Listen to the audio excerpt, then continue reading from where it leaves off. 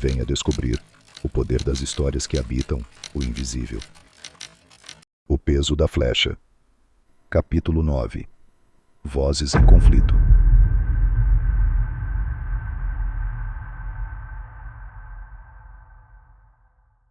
O juiz pigarreou discretamente, ajustou os óculos no rosto, pegou a denúncia sobre a mesa e disse calmamente: farei agora a leitura da peça acusatória, conforme determina o rito.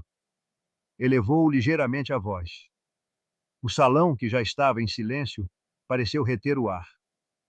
O Ministério Público, por intermédio de seu representante legal, oferece denúncia contra Ethan Callahan, qualificado nos autos, pela prática de tentativa de homicídio duplamente qualificado, na forma tentada, por motivo fútil e mediante recurso que dificultou a defesa da vítima, menor de 14 anos, atingido pelas costas por uma flecha lançada na madrugada do dia 1º de janeiro em praça pública desta cidade. A leitura continuou por mais alguns parágrafos, com a frieza formal dos autos. Falava-se em dolo eventual, resultado naturalístico não consumado, elementos indiciários colhidos na investigação. Mas ali, no fundo daquele salão, o que se ouvia era o peso da palavra homicídio. Quando concluiu, o juiz abaixou o papel e anunciou: daremos início à instrução probatória em plenário. Serão ouvidas as testemunhas arroladas pelas partes, a seguir, os peritos, e, por fim, o interrogatório do acusado, se este desejar falar.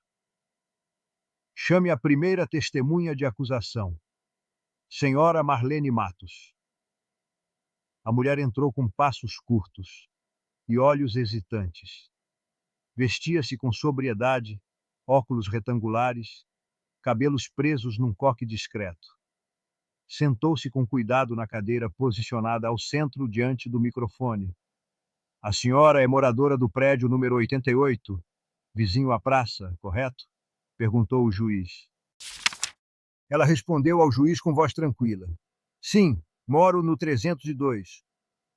O magistrado insistiu, mantendo a formalidade. Está ciente de que deve dizer a verdade? Claro. Foi por isso que vim, disse ela. O juiz então me cedeu a palavra. Eu perguntei de forma direta. Senhora Marlene, o que exatamente a senhora presenciou na noite dos fatos? Ela respirou fundo antes de responder. Olha, era a virada do ano, né? Aquele barulho todo. Mas eu ainda estava acordada. Me incomodou um barulho mais alto, como de gritos, e fui até a varanda ver o que estava acontecendo. Aí, vi um vulto. No apartamento do Sr. Ethan. Luz acesa. Só isso. Não sei se era ele. Foi rápido. Um vulto, apenas isso. Continuei tentando esclarecer. A senhora conhecia o réu? De vista. Pouquíssima conversa. Ele não era de falar muito com os vizinhos, não. Muito reservado. Não era alguém que a gente visse com frequência. A senhora tinha alguma amizade com ele? Alguma inimizade? Nem uma coisa, nem outra. Mal nos falávamos. Algo que possa desabonar a conduta dele? Não, senhor, nada que possa dizer. Assenti com a cabeça, encerrando minhas perguntas.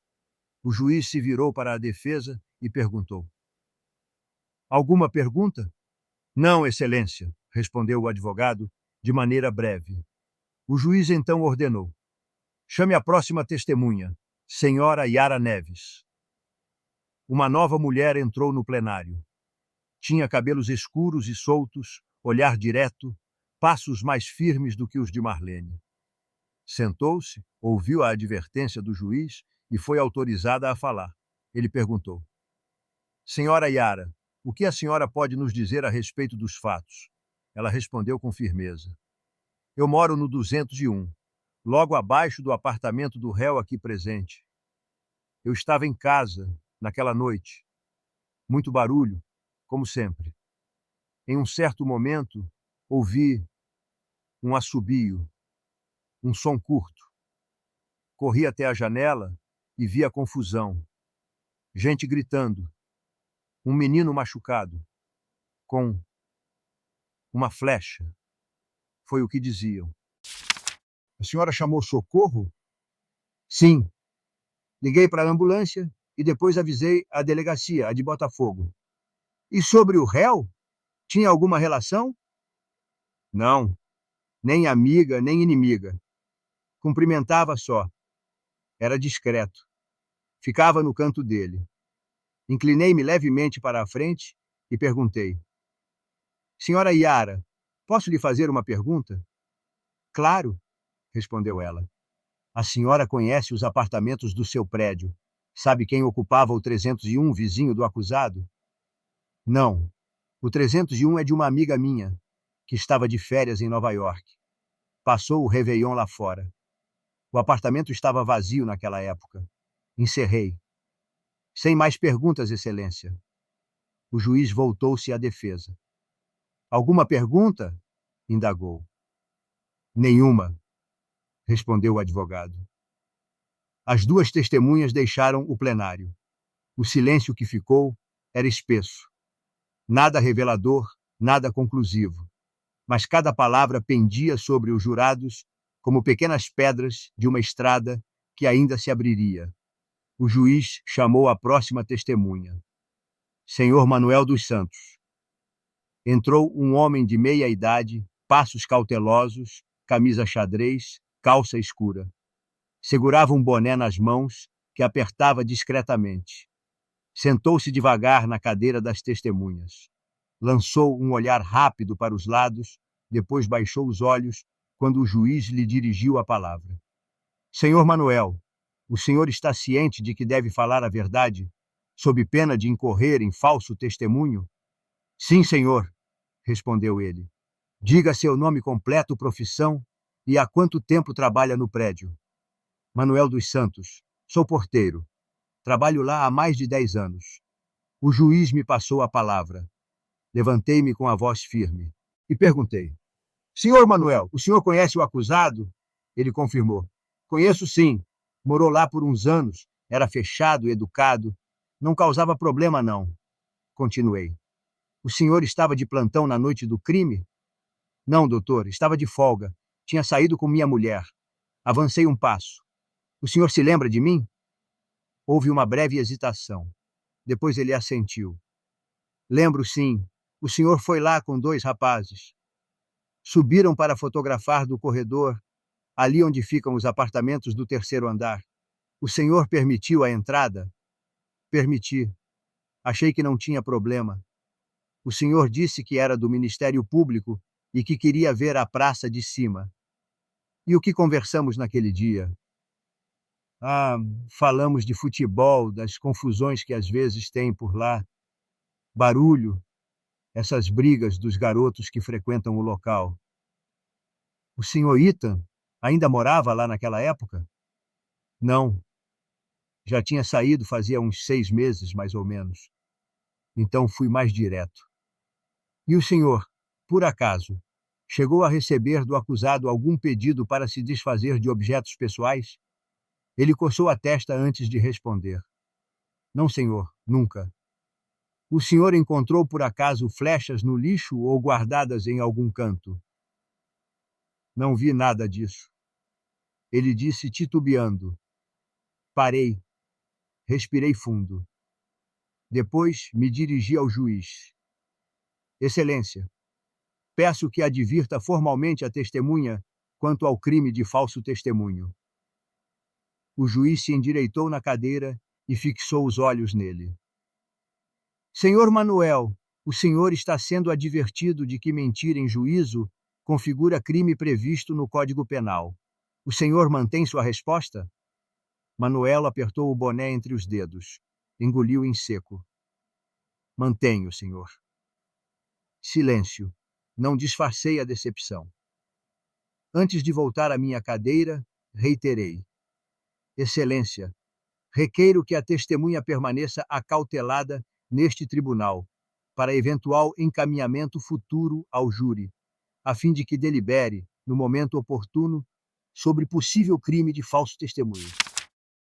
O juiz assentiu. Requerimento deferido. O senhor Manuel permanecerá retido sob custódia até deliberação posterior. Manuel foi conduzido a uma sala reservada. A plateia murmurava, inquieta. Um burburinho crescente se espalhou pelo plenário. De pé, olhei na direção da bancada da defesa. Vi sorrisos largos. Conversavam entre si com expressão de vitória. Um dos advogados ajeitou a gravata com ares de triunfo. A defesa dispensou as perguntas. Voltei-me para os estagiários. Ambos estavam tensos, cabisbaixos, as anotações suspensas no ar. O golpe era real. A acusação acabava de sofrer um revés público. E o corpo de jurados, silencioso, havia presenciado tudo. O julgamento prosseguiria, mas o clima mudara. O juiz anunciou: passaremos agora à oitiva das testemunhas arroladas pela defesa. Primeira testemunha chamada Professor César Lima. Entrou um homem de fala mansa, camisa de linho, cabelos grisalhos. Disse ter sido colega de Ethan em uma escola particular da cidade. Sempre foi pontual, gentil com os alunos. Um excelente profissional, afirmou sem hesitar. Não fiz perguntas. Apenas observei o rosto impassível do réu, que assistia a tudo com atenção calculada. Depois vieram mais 4 testemunhas. Uma vizinha ocasional, um ex-aluno, um pai de aluna e um amigo de infância. Todos, sem exceção, falaram de sua educação, compostura, dedicação à filha. Disseram que Ethan era reservado, mas cordial, que jamais demonstrou sinais de agressividade, que parecia alguém incapaz de cometer um crime tão brutal. Depoimentos curtos, mas milimetricamente organizados. A estratégia era clara: traçar a imagem de um homem comum, gentil, quase banal. Tudo o que não se espera de alguém capaz de lançar uma flecha pelas costas contra um adolescente indefeso. A promotoria não fez qualquer pergunta, nenhuma intervenção, nenhuma contestação. Era como se eu estivesse poupando fôlego para o que viria. O juiz retomou a palavra, consultando os autos mais uma vez. Antes do interrogatório do acusado, ouviremos os peritos oficiais responsáveis pelos laudos constantes dos autos, conforme requerido por ambas as partes. Compareça o primeiro perito, Dr. Jorge Antunes, médico legista responsável pelo laudo complementar do exame de corpo de delito. Entrou um homem baixo, de voz firme. Caminhou até o centro do plenário e sentou-se. O juiz o advertiu quanto ao dever de dizer a verdade. Tomei a palavra. Dr. Jorge, peço que esclareça, com base nos exames realizados, se a vítima correu efetivo risco de morte. Ele consultou seus apontamentos e respondeu com segurança. Sim, doutor. A flecha penetrou a região torácica pelas costas, tangenciando a escápula e se alojou entre as costelas. Ainda que não tenha atingido diretamente os pulmões, houve risco concreto de perfuração de órgãos vitais. Portanto, o risco de morte era real? Absolutamente real.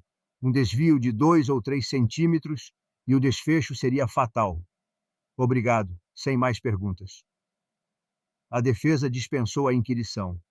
O juiz agradeceu e dispensou o perito.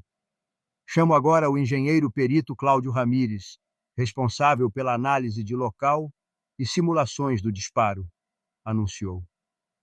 Entrou um homem alto, de expressão atenta. Após ser advertido pelo juiz, tomei novamente a palavra. Perguntei: Dr. Cláudio, o senhor elaborou um laudo de engenharia a partir das fotografias, medições e simulações do disparo. Pode nos explicar o resultado?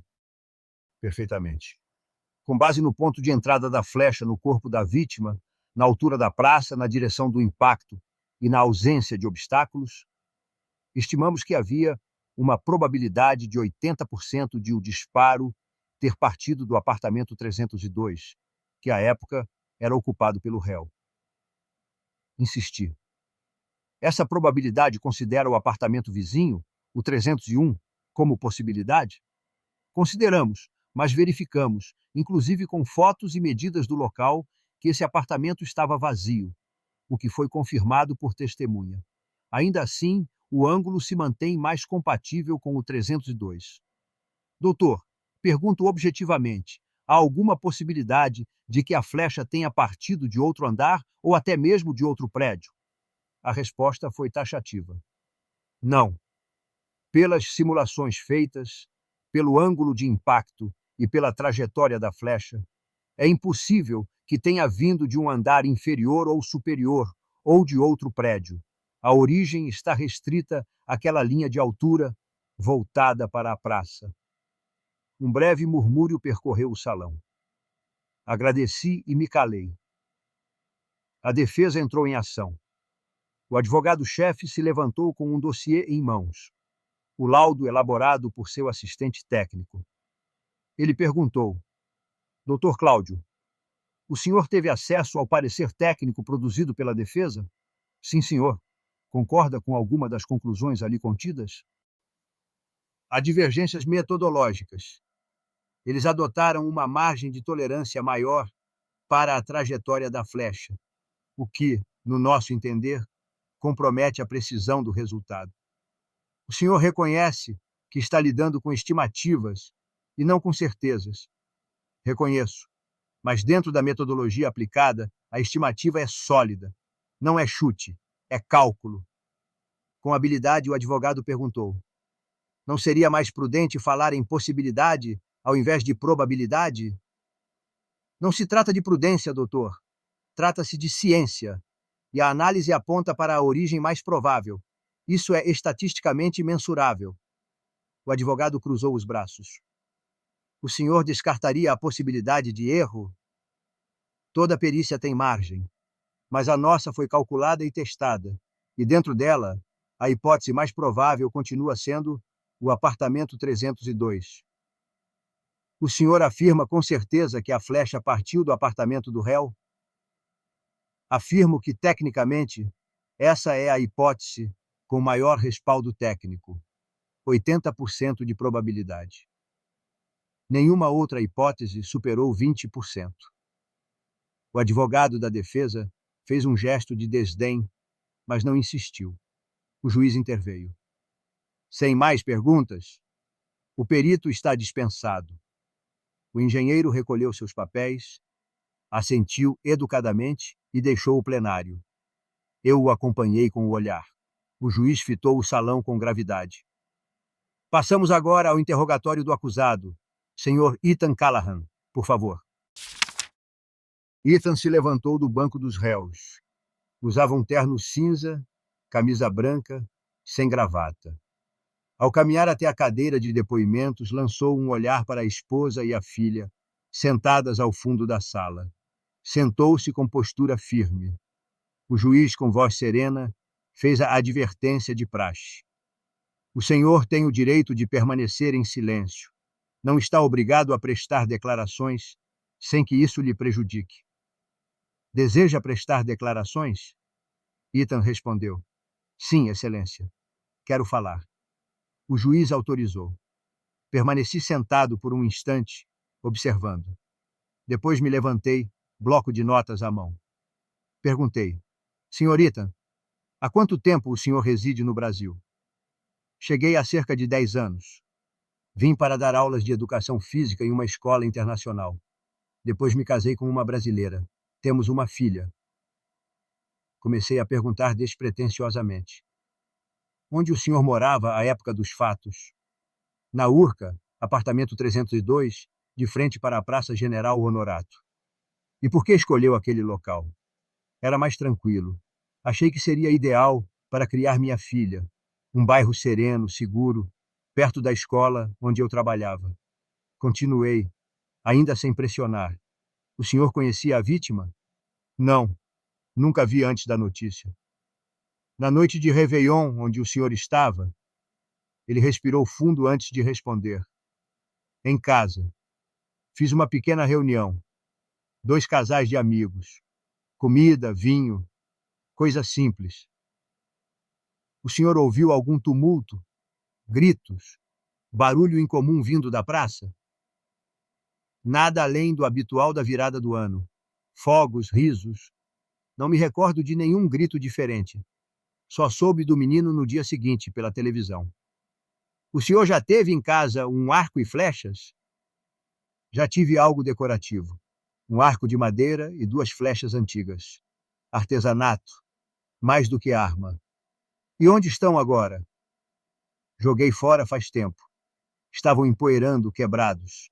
Achei que não faziam mais sentido na decoração. O senhor pediu a alguém para descartá-los?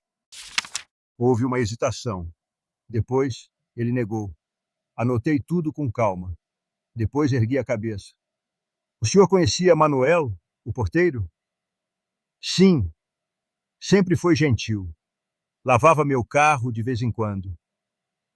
O senhor mantinha relações de amizade com os vizinhos? Não. Era cordial, mas reservado. Focado na minha rotina, na escola e na minha filha. Andei um pouco pela sala, como quem escolhe o momento certo. Então perguntei: quem eram os casais que estavam com o senhor naquela noite? Ele apertou as mãos nos joelhos. A primeira hesitação. Amigos. Pessoas próximas. Preferia não os expor. Já estão sendo incomodados com essa história. O senhor se recusa a dizer? Não. Só não sei se é necessário. E que horas eles saíram de sua residência? Antes da meia-noite, creio. Um pouco antes da virada. O senhor ficou sozinho depois? Fiquei com minha esposa. Minha filha já dormia. Silenciei. Anotei calmamente. Depois, apenas assenti e voltei a me sentar. O juiz se dirigiu à defesa. Desejam formular perguntas? Não, Excelência. O interrogatório está encerrado. Ethan voltou ao banco dos réus. Seus olhos estavam fixos no chão. O juiz anunciou: dado o adiantado da hora, esta sessão será suspensa por 2 horas para o jantar. Os jurados estão liberados até 21h30, quando retornaremos para os debates. O plenário murmurou. Pessoas se levantavam. O tumulto da pausa se misturava ao meu silêncio espesso. Continuei imóvel em minha cadeira. O som da campainha ainda pairava no ar, quando o juiz se retirou por uma porta lateral. Os jurados foram conduzidos a uma sala reservada. A multidão no plenário começou a se dispersar, mas poucos deixaram o fórum. Ninguém queria perder o que viria depois. Permaneci sentado por alguns minutos, observando o vazio que se formava à frente da tribuna. O acusado, calado, havia voltado ao banco dos réus. Seus advogados sorriam discretamente, trocando cochichos com outros membros da equipe. A filha de Ethan, agora adormecida no colo da mãe, era a única imagem serena naquele ambiente de tensão contida. Ao me levantar, fui cercado por alguns colegas do Ministério Público, mãos nos ombros, sorrisos cordiais, elogios murmurados. Está indo bem.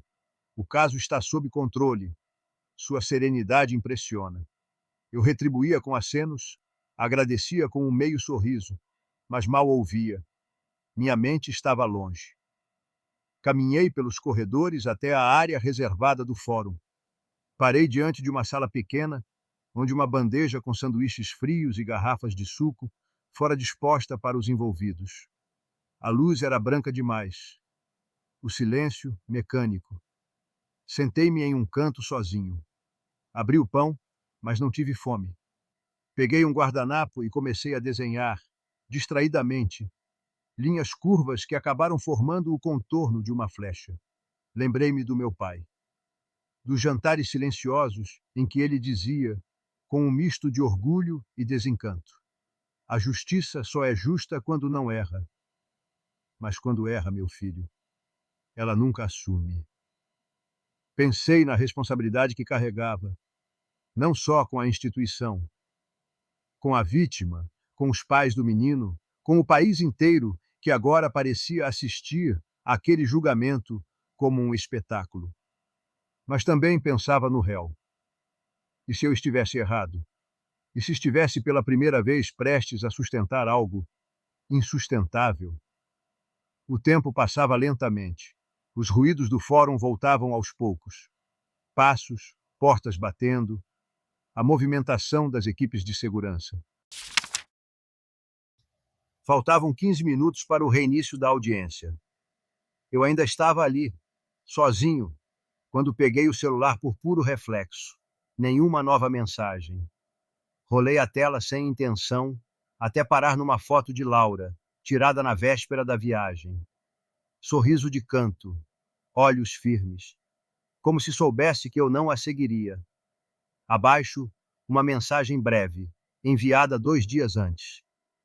Você sabe o que faz, mas se doer demais, volte para você mesmo. Reli a frase uma vez, depois outra. Apaguei a tela, como se fechar o aparelho fosse também conter o que sentia. Inspirei fundo. Olhei o guardanapo manchado sobre a mesa, onde antes rabiscara uma flecha. Dobrei-o cuidadosamente, coloquei no bolso do paletó e me levantei. No caminho de volta à sala de audiências, meus passos ecoavam pelos corredores quase vazios. Não era medo o que eu sentia. Era outra coisa, mais densa, mais íntima. A consciência de que, dali em diante, nenhuma palavra poderia ser retirada. A sessão seria retomada. E algo ainda indefinido estava prestes a acontecer.